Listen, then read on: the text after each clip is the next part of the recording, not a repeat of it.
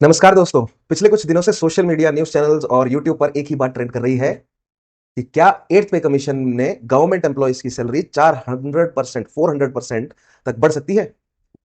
अब सवाल यह है कि क्या यह सच है कि 400% तक जो है वो सैलरी बढ़ सकती है एट्थ पे कमीशन के साथ, या ये सिर्फ एक मीडिया हाइप है कि क्या गवर्नमेंट इतना बड़ा सैलरी हाइक अफोर्ड भी कर सकता है या नहीं। और सबसे इंपॉर्टेंट, ये फिटमेंट फैक्टर क्या होता है। आज की इस वीडियो में हम डिटेल में समझेंगे कि एट्थ पे कमीशन क्या होता है, फिटमेंट फैक्टर का मीनिंग क्या है, 400% हाइक वाली न्यूज की रियलिटी क्या है, गवर्नमेंट एम्प्लॉयज और इकोनॉमी पर इसका इंपैक्ट क्या होगा, और एक्सपर्ट्स क्या प्रेडिक्ट कर रहे हैं। तो वीडियो को एंड तक जरूर देखिएगा, क्योंकि ये टॉपिक जो है वो UPSC, SSC, GD, railways, banking, defence और करंट अफेयर सबके लिए इंपॉर्टेंट है। बट आज का सेशन शुरू करने से पहले सबसे इंपॉर्टेंट बात मैं आप लोगों को बताना चाहूंगा कि धर्मशाला में अपवर्ड स्टडी के साथ मैं लेकर आया हूं यूपीएससी सिविल सर्विस एग्जामिनेशन का बैच फॉर 2026-2027 यानी कि नेक्स्ट ईयर के लिए। और 1 जून से इस बैच की डेमो क्लासेस जो है वो आप अटेंड कर सकते हैं, लाइव, ऑफलाइन भी और ऑनलाइन भी। सो मेक श्योर कि इस वीडियो के डिस्क्रिप्शन में जो कॉन्टैक्ट नंबर दिया है या इस स्क्रीन पे भी आपको जो कॉन्टैक्ट नंबर नजर आ रहा है, मेक श्योर आप इसे कॉल करें and get the full information about the course. Alright then, शुरू करते हैं कि क्या है ये हाइप। सबसे पहले बेसिक समझते हैं कि ये पे कमीशन होता क्या है, राइट। सिंपल लैंग्वेज में अगर मैं बताऊं तो पे कमीशन एक गवर्नमेंट अपॉइंटमेंट बॉडी होती है जो ये रेकमेंड करती है कि सैलरी कितनी रिवाइज करनी है, यानी कि नई सैलरीज क्या होनी चाहिए सेंट्रल गवर्नमेंट एम्प्लॉयज के लिए, राइट। इसमें इंक्लूडेड है रेलवे के एम्प्लॉयज हैं, जितने भी डिफेंस पर्सनल हैं, जो भी सेंट्रल गवर्नमेंट की जितनी भी अंडरटेकिंग्स हैं उसका पूरा स्टाफ, और जितने भी पेंशनर्स हैं जो सेंट्रल गवर्नमेंट से पेंशन प्राप्त कर रहे हैं, उन सबकी सैलरीज और पेंशन, इन सब के बारे में जो है वो इनके रिविजन क्या होंगे वो ये बॉडी डिसाइड करती है, राइट। अब बहुत इंपॉर्टेंट पॉइंट ये है कि ये तो सेंट्रल गवर्नमेंट के लिए, स्टेट गवर्नमेंट क्या अपना अलग स्ट्रक्चर बना सकती है? तो yes, legally speaking state government अपना अलग स्ट्रक्चर जो है वो इस तरह का एक पे कमीशन बना सकती है। लेकिन जनरली जब सेंटर की तरफ से सैलरी बढ़ाई जाती है या रिवीजन आता है किसी तरह का, तो स्टेट भी सेंटर को ही फॉलो करते हुए अपने राज्य, मतलब रिस्पेक्टिव स्टेट्स में भी इस तरह के रिवीजन जो है वो लेकर आते हैं, ठीक है। So that is what is the pay commission, right. Now let us look at the timeline की अभी तक पिछले कुछ पे कमीशंस में क्या क्या जो है वो हमें चेंजेस देखने को मिले हैं और कौन कौन इंपैक्ट हो रहा है इनसे, राइट। तो देखेंगे आप, फिफ्थ पे कमीशन जो है वो आपको देखने को मिलेगा 1996 में, राइट। सिक्स्थ पे कमीशन जो है वो 2006 में, सेवंथ पे कमीशन 2016। हर 10 साल के बाद जो है वो पे कमीशन आ रहा है, राइट। तो यानी कि इट इज मतलब ऑब्वियस टू एक्सपेक्ट कि भैया 2026 में भी अब पे कमीशन आने जा रहा है, यानी कि आप देख रहे हैं ट्रेंड कि रफली 10 साल में सैलरी स्ट्रक्चर जो है वो रिवाइज हो रहा है। और इसी वजह से ये डिस्कशन जो है वो अब काफी आगे आ चुका है कि भैया कि 400% जो है वो हाइक होने जा रहा है सैलरी में। और किन किन लोगों को इंपैक्ट पड़ रहा है? तो सेंट्रल गवर्नमेंट के एम्प्लॉयज, रेलवे का स्टाफ, डिफेंस पर्सनल और जो पेंशनर्स हैं, रिटायर्ड एम्प्लॉयज हैं और पेंशनर्स हैं, उन सबको ये इंपैक्ट करता है, राइट। नाउ अब ये फिटमेंट फैक्टर क्या है, क्योंकि आपने ये फिटमेंट फैक्टर भी एक वर्ड जो है वो एसोसिएटेड न्यूज में सुना ही होगा। तो सिंपल है, कोई ज्यादा मुश्किल बात नहीं है। फिटमेंट फैक्टर बेसिकली एक मल्टीप्लायर नंबर है। सरकार डिसाइड करती है कि पहले देखेगी कि जो नई बेसिक पे बनानी है रिवाइज करने के बाद, उसमें उसको कैसे कैलकुलेट करेंगे। ओल्ड बेसिक पे में ये नया जो एक फिटमेंट नंबर जो डिसाइड करेगी, एक मल्टीप्लायर नंबर डिसाइड करेगी, ओल्ड बेसिक पे में वो मल्टीप्लाई हो जाएगा और नई बेसिक पे जो है वो उससे निकल कर आ जाएगी। यानी कि सिंपल अगर आप देखें, मान लीजिए किसी की करंट सैलरी 30,000 है और गवर्नमेंट जो है वो फिटमेंट फैक्टर डिसाइड करती है 3, राइट। तो नया बेसिक कितना हो जाएगा? 30,000 टाइम्स 3 कितना होगा? नया बेसिक जो है वो 90,000 हो जाएगा। सिंपल एज दैट, कोई ज्यादा इसमें मतलब कोई डिफिकल्ट कॉन्सेप्ट नहीं है। फिटमेंट नंबर जो है वो गवर्नमेंट अपनी तरफ से एक मल्टीप्लायर नंबर कैलकुलेट करता है कि भैया पिछले 10 सालों में जो महंगाई बढ़ी है या जो भी इकोनॉमिक चेंजेस आए हैं उसके अकॉर्डिंग कितनी सैलरी जो है वो बढ़ानी चाहिए, बेसिक जो है वो कितने टाइम्स जो है वो इंक्रीज करनी चाहिए, 1 टाइम्स, 2 टाइम्स, 2.5, 3, वो गवर्नमेंट डिसाइड करती है, सेंट्रल गवर्नमेंट डिसाइड करती है। ऑलराइट, प्रीवियस फिटमेंट फैक्टर्स देखते हैं अभी तक जो है वो क्या फिटमेंट फैक्टर्स रहे हैं। अगर आप सिक्स और सेवंथ पे कमीशन की बात करें तो सिक्स पे कमीशन में 1.86 जो है फिटमेंट फैक्टर रहा और सेवंथ पे कमीशन में 2.57 रहा, राइट। और फ्रॉम 1.86 से 2.57 पर आना जो है वो एक ये सिग्निफिकेंट जंप था। दैट इज वाई सेवंथ पे कमीशन के बाद जो है वो सैलरीज काफी इंक्रीज हो गई थी, राइट। लेकिन अब सवाल ये है कि ये 400% हाइक का डिस्कशन जो है वो कहां से शुरू हो गया है, राइट। 400% हाइक मतलब कि फिटमेंट फैक्टर जो है वो 4 या 4 से अबव होगा, तब जाकर 400% हाइक जो है वो बेसिक पे में आएगा। तो ये डिस्कशन स्टार्ट होता है after the recommendations of IRTSA. IRTSA is Indian railway technical supervisors association. और आईआरटीएसए का सिंपल ये कहना है कि मतलब उनका सिंपल ये कहना है कि रिस्पॉन्सिबिलिटीज जिनकी डिफरेंट है, ठीक है, उनको उतने ही जो है वो मतलब उनके लिए डिफरेंट डिफरेंट क्या होने चाहिए, फिटमेंट फैक्टर्स होने चाहिए। यानी कि वन शूज फिट ऑल नहीं होना चाहिए। अलग अलग रिस्पॉन्सिबिलिटी, मतलब अगर हम सेंट्रल गवर्नमेंट के एम्प्लॉयज की बात करें तो बहुत ज्यादा डाइवर्स है रिस्पॉन्सिबिलिटीज के लेवल भी, राइट। तो चाहे एम्प्लॉय फिर लोअर लेवल का हो या टॉप लेवल का हो, एम्प्लॉय की रिस्पॉन्सिबिलिटीज के अकॉर्डिंग, राइट, कि कितना रिस्क, क्योंकि रिस्क अलग होता है, रिस्पॉन्सिबिलिटीज अलग होती है, टेक्निकल एक्सपर्टीज अलग होता है, डिसीजन मेकिंग की पावर अलग होती है, तो सबके लिए सेम फिटमेंट फैक्टर क्यों, राइट। तो इसीलिए उन्होंने जो है वो एक अपनी तरफ से फिटमेंट फैक्टर प्रोवाइड किया है कि ये नए फिटमेंट फैक्टर जो है वो यूज करना है, राइट। यहां पर चलो थोड़ा सा लार्ज है। सो लेवल 1 से लेवल 5 के जो एम्प्लॉइज हैं 2.92 हो उनके लिए, लेवल 6 से 8 3.5, लेवल 9 से 12 3.8, लेवल 13 से 16 4.9, लेवल 17 से 18 यानी हाईएस्ट लेवल पर 4.38 है। और यहां पर ये 400% हाइक वाली डिस्कशन जो है वो निकल कर आती है, क्योंकि लेट्स से अगर कैबिनेट सेक्रेटरी या सेक्रेटरी लेवल का कोई व्यक्ति है जिसकी बेसिक जो है वो 2.5 लाख है उनका बेसिक, राइट। और अगर उनके लिए फिटमेंट फैक्टर 4.38 जो है वो अगर डिसाइड करें तो मल्टीप्लाई करके आएगा 10.95, which is almost 400% hike. 2.5 lakh से 10 लाख, इनफैक्ट 10 लाख से ज्यादा जो है वो 400% से ज्यादा की हाइक है। तो ये जो रिकमेंडेशंस दी गई है किसके द्वारा, IRTSA द्वारा, यहां से ये डिस्कशन निकलकर आया है और 400% जो है वो हाइक होगा सैलरी में, राइट। लेकिन अगर रियलिटी चेक में आपको दूं तो 400% हाइक नहीं होता, क्योंकि बेसिक पे में और भी बहुत सारी चीजें ऐड होती हैं। बेसिक पे में DA ऐड होता है, HRA ऐड होता है, ट्रैवल अलाउंस और भी कई तरह के अलाउंस होते हैं। जैसे मान लीजिए अगर बेसिक पे 2.5 लाख है, ठीक है, उसमें अभी प्रेजेंटली जो है वो DA सेंट्रल गवर्नमेंट में चल रहा है 60% का, तो अराउंड 1.5 लाख के आसपास जो है वो आप जोड़ सकते हैं और ऐड होगा, और बाकी सभी अलाउंसेस को जोड़कर 4 लाख के आसपास जो है वो सैलरी बनेगी, अगर बेसिक जो है वो 2.5 लाख के आसपास है तो, राइट। और अगर नया नया जब कमीशन लगेगा, 8 पे कमीशन जो लगेगा, तो ये DA जो है वो ये रिसेट हो जाएगा टू 0, राइट।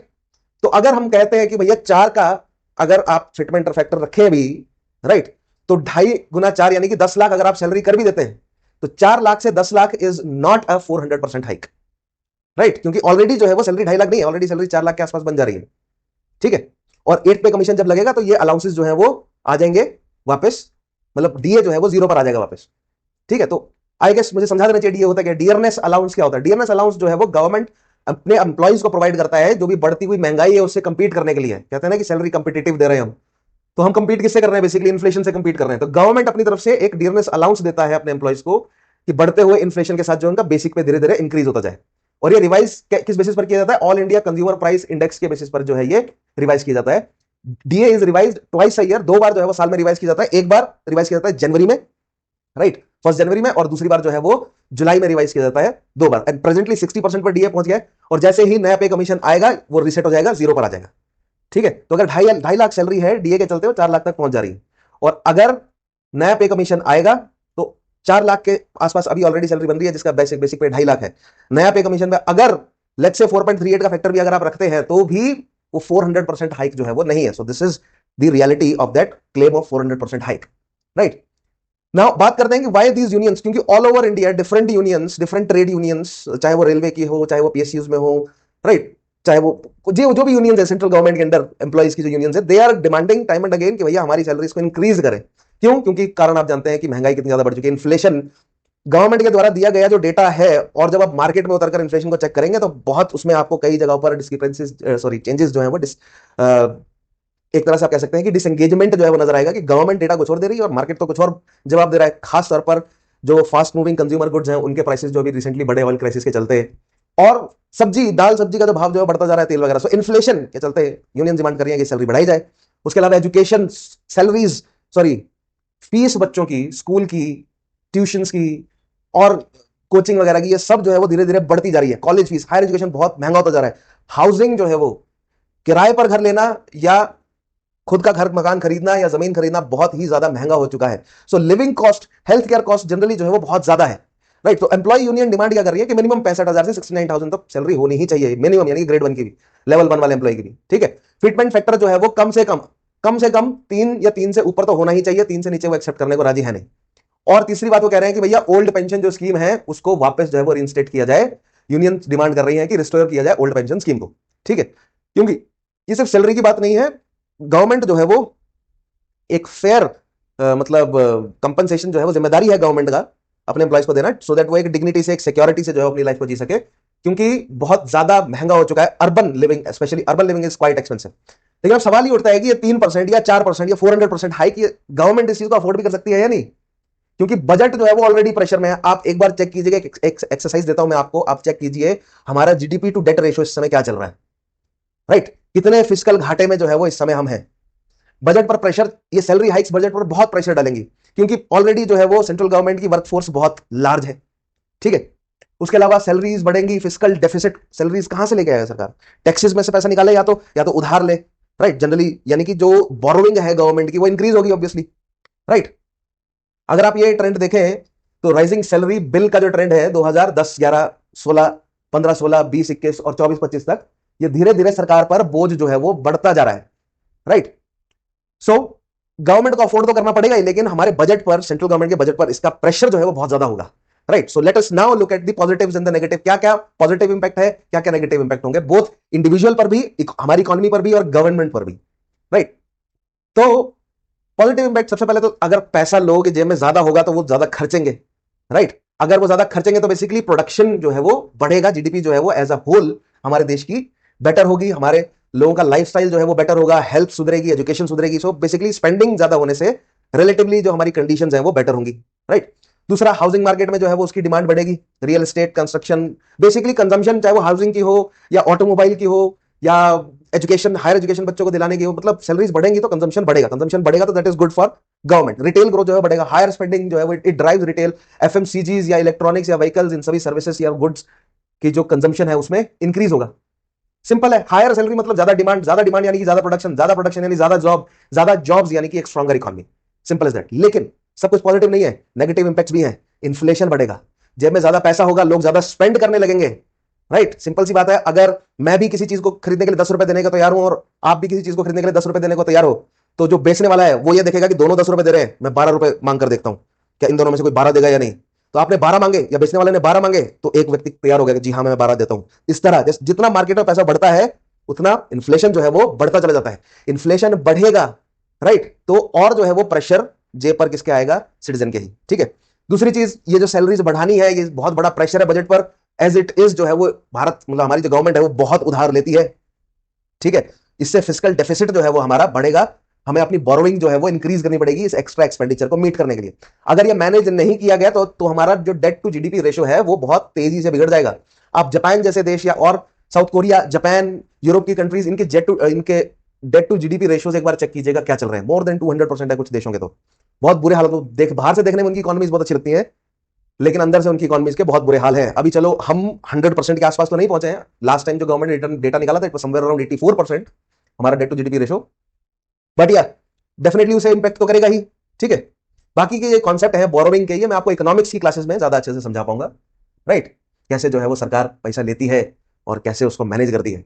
खैर, एक्सपर्ट्स क्या कह रहे हैं? सो एक्सपर्ट्स का ये कहना है कि एक रियलिस्टिक फिटमेंट फैक्टर की रेंज जो है वो हमें एक्सपेक्ट करनी चाहिए सरकार के द्वारा, यानी कि 2.3 से कहीं ना कहीं 2.3 से 2.8 के बीच में जो है मोस्ट लाइकली रेंज है, राइट। इससे क्या होगा, गवर्नमेंट को जो है वो government should could aim for financial prudence and sustainability, government पर प्रेशर नहीं पड़ेगा, एम्प्लॉइज की एक्सपेक्टेशंस भी मतलब जहां तक हो सके गवर्नमेंट कंप्लीट फुलफिल करने की कोशिश करेगी, और एक मॉडरेट फिटमेंट फैक्टर जो है वो बोथ एम्प्लॉइज और इकोनॉमी दोनों को सपोर्ट करेगा, राइट। तो सिक्स पे कमीशन में 1.86 जो है फिटमेंट फैक्टर था, 7 पे कमीशन में 2.57, 8 पे कमीशन में आप एक्सपेक्ट कर सकते हैं शुड बी अराउंड 2.3 से 2.8% के आसपास, ठीक है। That is the prediction of the expert. So finally क्या कंक्लूड करते हैं, what should be the ideal fitment factor? So ये सवाल जो है वो आप लोगों के लिए है, कमेंट सेक्शन में आप बताइए कि आइडियल फिटमेंट फैक्टर जो है वो भारत की केंद्र सरकार को क्या चूज करना चाहिए। एक बैलेंस जो है वो बनाने की जरूरत है between the employees expectations and the economic realities of our country, ठीक है। यानी कि एम्प्लॉइज का वेलबींग देखना है, उनको फेयर सैलरीज प्रोवाइड करनी है, राइट, उनकी लाइफ की डिग्निटी, उनकी financial security, better quality of life provide करना है, और दूसरी तरफ हमें अपना फिस्कल डिसिप्लिन बनाकर रखना है, अपने डेट टू जीडीपी रेशो को बिगाड़ना नहीं है, ठीक है। डेट टू जीडीपी रेशो बिगड़ता है तो बहुत कुछ चेंज हो जाता है हमारी इकोनॉमी में। ये इकोनॉमी की क्लासेस समझाऊंगा अच्छे से, क्या है ये डेट टू जीडीपी रेशो, आप इसको थोड़ा सा सर्च कीजिएगा, राइट। उसके अलावा सस्टेनेबल ग्रोथ बनाकर रखनी है, फ्यूचर जनरेशन के लिए हमें अपनी इकोनॉमी को एक स्ट्रॉन्ग इकोनॉमी बनाकर उनको जो है वो प्रोवाइड करनी है, ठीक है। सो आई होप आप लोगों को थोड़ा बहुत समझ आया होगा कि 8 पे कमीशन क्या है, ये फिटमेंट फैक्टर क्या है। मेक श्योर कि आप क्या सोचते हैं कि आइडियल फिटमेंट फैक्टर क्या होगा, कमेंट में आप मुझे मेंशन कीजिए। मेक श्योर आप इस वीडियो को लाइक जरूर करें, शेयर करें, चैनल को सब्सक्राइब नहीं किया है तो जरूर करें, क्योंकि बहुत सारे बच्चे मतलब जो इस वीडियोस को देखते हैं सब्सक्राइब नहीं करते हैं चैनल को, तो make sure that you subscribe to this channel and hit that notification bell, alright. And yes, again GS pre plus mains foundation batch जो है वो शुरू हो रहा है, उसके डेमो क्लासेस आप अटेंड जरूर करें, कॉन्टैक्ट नंबर जो है अवेलेबल है डिस्क्रिप्शन में, right. So that is all for today, मिलते हैं नेक्स्ट क्लास में, तब तक के लिए अपना ध्यान रखिए, take care, have a nice day, जय हिंद।